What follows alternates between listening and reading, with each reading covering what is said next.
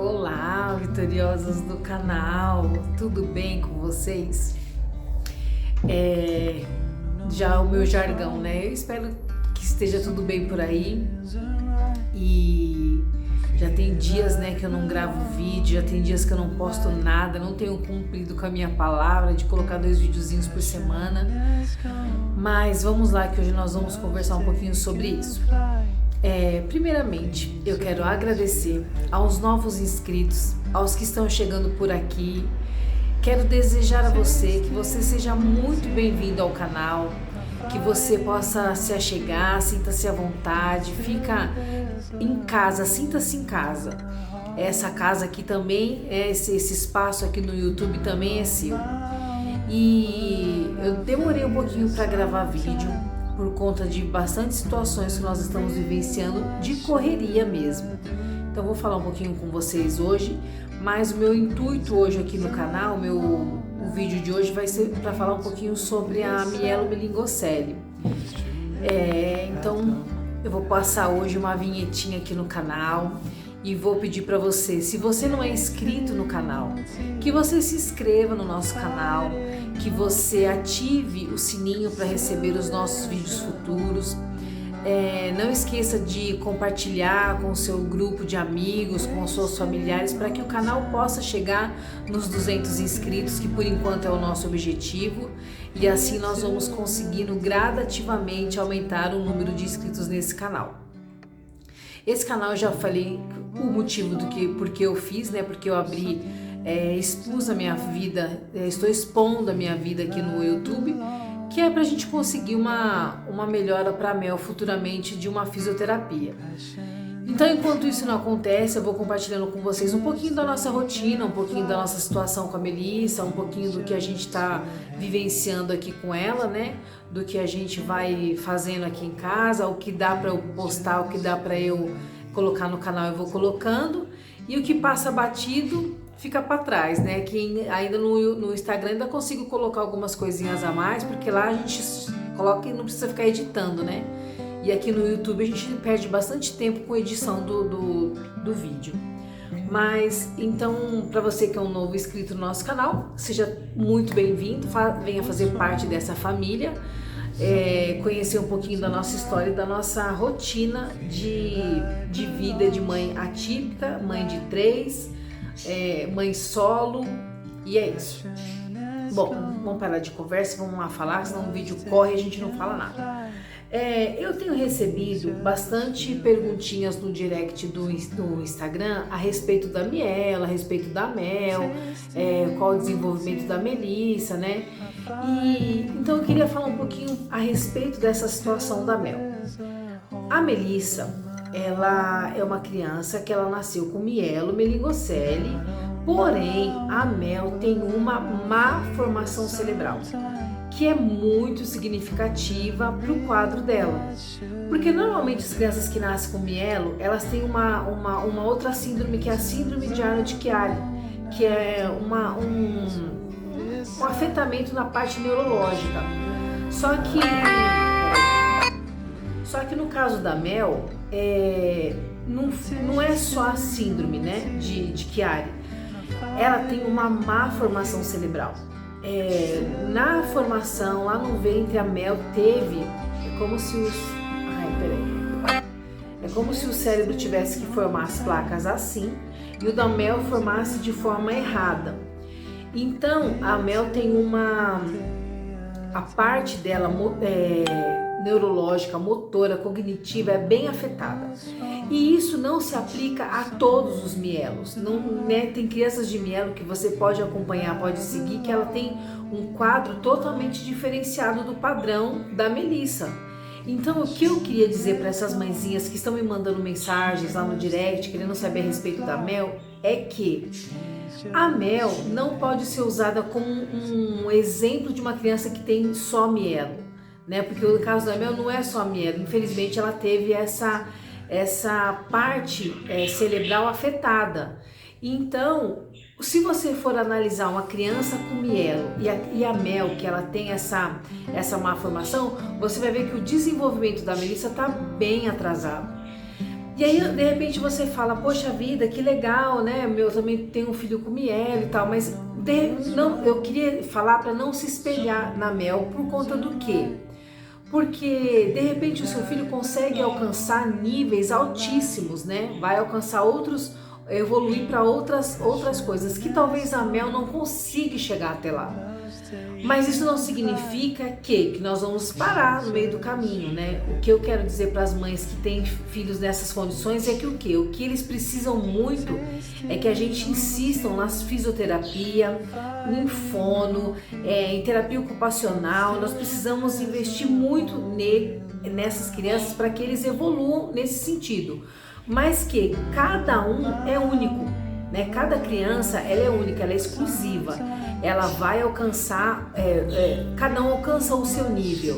E a gente não pode pegar um padrão de exemplo e seguir aquele padrão de exemplo que a gente quer que o nosso filho seja igual àquele. Ou que nosso filho, né, de repente, vai ser igual àquela criança. Não. Cada um é único, cada um vai evoluir de uma forma diferente da outra, mas todos irão evoluir dentro das suas condições. Então as mãezinhas que estão me seguindo, que vêm acompanhar aqui pelo canal ou no próprio Instagram, que de repente olha a Mel e fala, nossa, ela não consegue fazer isso, nossa. De fato, a Mel ainda tem bastante limitações, mas porque ela tem um quadro diferenciado, né? Ela não tem só uma patologia. Tanto que hoje em dia a Mel ela é acompanhada com a genética do Hospital São Paulo. Ela passou para um outro estudo, porque incrivelmente ela é rara, ela é única, só tem ela com não tem dentro das condições dela uma má formação cerebral que alcançou o nível que a Mel alcançou. Porque para a medicina, talvez a Melissa necessitasse de ficar com aparelhos para respirar, para isso, para aquilo. Só que o padrão dela mudou, né? Semana passada nós fizemos um exame de videodeglutograma. Esse já é o segundo exame que eu faço. No primeiro ela constatou que ela tinha uma disfagia grau leve. Hoje ela já não tem mais essa disfagia grau leve, ela já mudou o padrão. Então isso significa o quê? Quanto mais nós somos trabalhando essa criança, mais ela vai evoluindo, mais ela vai melhorando o padrão dela, mais ela vai melhorando o quadro clínico dela. Então, cada criança é única. A gente não pode se espelhar e acreditar que o nosso filho vai ser igual àquele, ou que eu quero que ela seja igual àquela criança. Não, eu tenho que focar nela, cada mãezinha focando no seu filho e vendo dele o que ele te apresenta, o que ele dá sinais para você de evolução. Que nem, foi agora, recentemente, teve uma briga aí entre... nutricionista, nutrólogo e o pessoal da gastro. Porque o pessoal da gastro queria colocar sonda nasal para que ela pudesse ganhar peso, porque achou que a Melissa não estava ganhando peso por conta da alimentação dela ser muito restrita. Porque ela só come pastoso, comidinha tem que ser... O líquido tem que ser engrossado. Então eles queriam colocar a sonda para ela entrar com suplemento para ela ganhar peso. O pessoal da nutrologia e o da nutricionista já bateram o pé que não iriam colocar a sonda, que não iria colocar GTT nela, que é aquela que vai diretamente para o estômago, porque ela não precisava, porque ela não ganha peso, mas ela não perde peso, né? Ela é uma criança que ela, do jeito que ela está se alimentando, está bem, né? Ela não está no padrão de uma criança normal, né? No nível de um peso de criança normal, mas também não está desnutrida. Então foi uma guerra, aí mandou para lá e mandou para cá, e tava um conflito entre eles. Até que agora, recentemente, sexta-feira passada, não, quinta-feira, acho que foi quinta-feira, eu fiz um exame dela de videodeglutograma e constatou que o quê? Que ela já não tem mais aquela disfagia grau leve, que ela já mudou o padrão, que ela tem um refluxo mínimo que está vindo para o nariz, por isso que às vezes há alguns engasgos, mas que isso vai ser trabalhado com a fono. Então, se eu tivesse parado lá atrás, quando falou que ela tinha essa disfagia e não tivesse tentado mais, talvez ela tivesse regredido. Mas não, ela passou para um outro padrão, ela aumentou o nível dela, assim eu posso dizer, né? Então a gente não pode se espelhar e nem ficar baseado em uma só criança, ou numa só situação, ou numa só condição. Nós temos que ir vendo as condições dos nossos filhos, o quanto que eles estão evoluindo, o quanto que aquilo que nós estamos oferecendo para eles está sendo bom o suficiente para que ele possa evoluir. Uma das coisas que aconteceu com a Melissa e que se eu soubesse que eu iria regredi-la dessa forma, eu não teria aceitado, foi ter colocado ela na escolinha, na creche, na maternal, na verdade.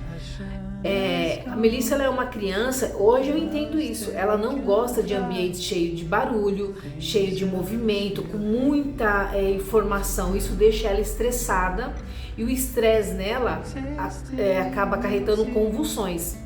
Só que eu achava que eu infiltrando um monte de coisa na cabecinha dela, ela fosse evoluir, fosse despertar, sabe?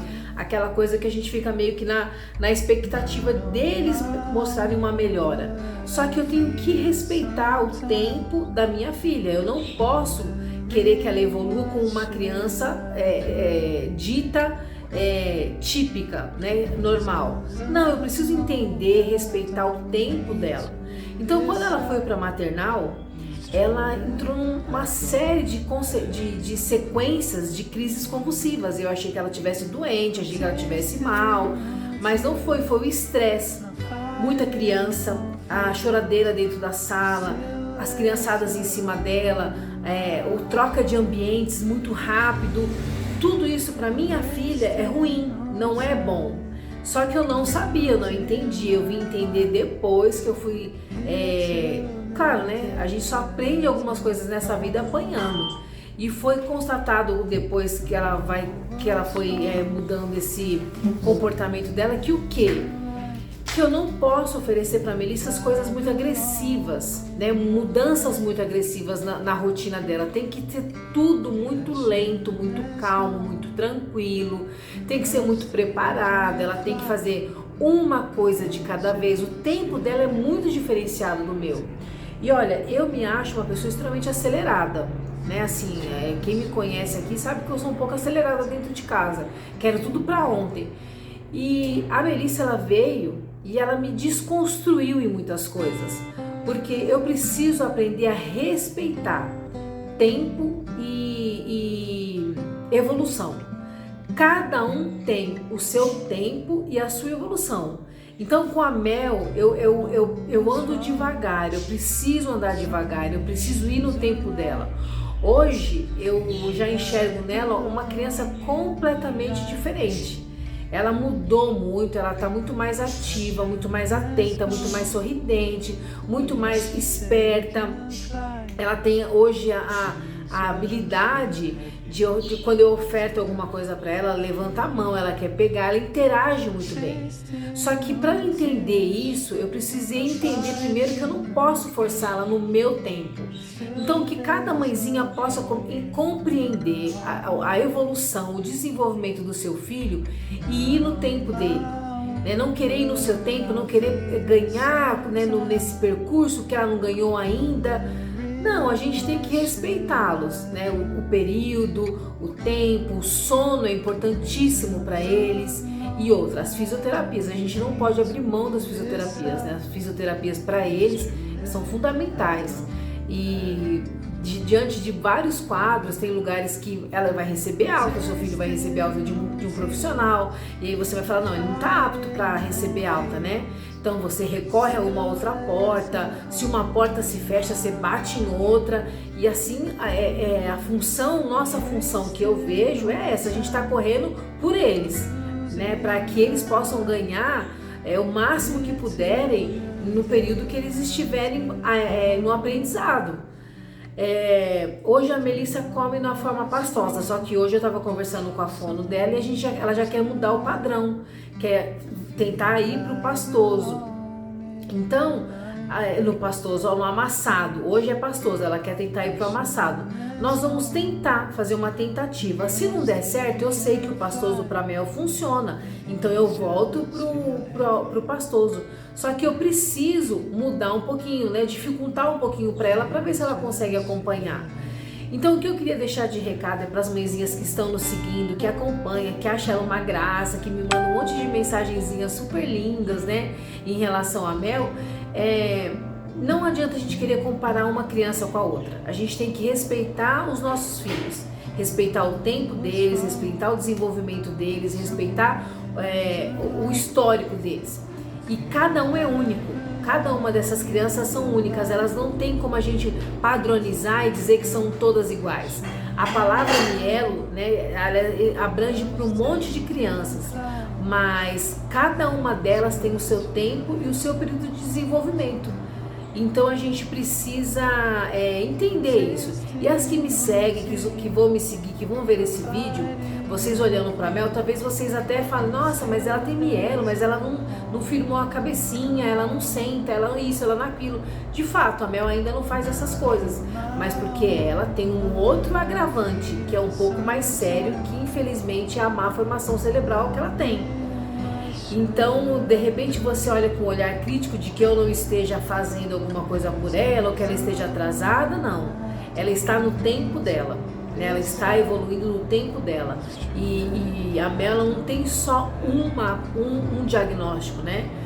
Se você for conversar com as pessoas que atendem a Mel, eles falam, né, que a Mel, nem sabe como a Mel ainda tá por aqui, né? Tem alguns que não acreditam em milagres e não acreditam em Deus, e eu não fico chateada com isso não, porque cada profissional estudou dentro da sua área, cada um tem a sua religião, cada um tem a sua forma de enxergar essas situações, mas muitos deles falam pra mim, eu não sei como ela ainda tá, que ela não faz uso de nada, assim, ela não faz uso de oxigênio, de GTT, né? Ela não precisa. Então, ela tem a evolução dentro das condições dela. Claro que não, se fosse só o caso, porque só a mielo já já tem um monte de agravante. Mas infelizmente a gente percebe que por conta dessa má formação cerebral, deixou a Melissa ainda mais frágil. Você vê que ela quer fazer as coisas, mas o que eu vejo é assim, parece que o comando do cérebro para o corpo, ele tem uma falha.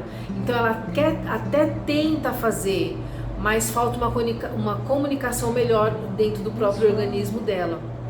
Mas não é por isso que eu vou deixar de fazer as coisas para ela ou correr atrás do que ela precisa.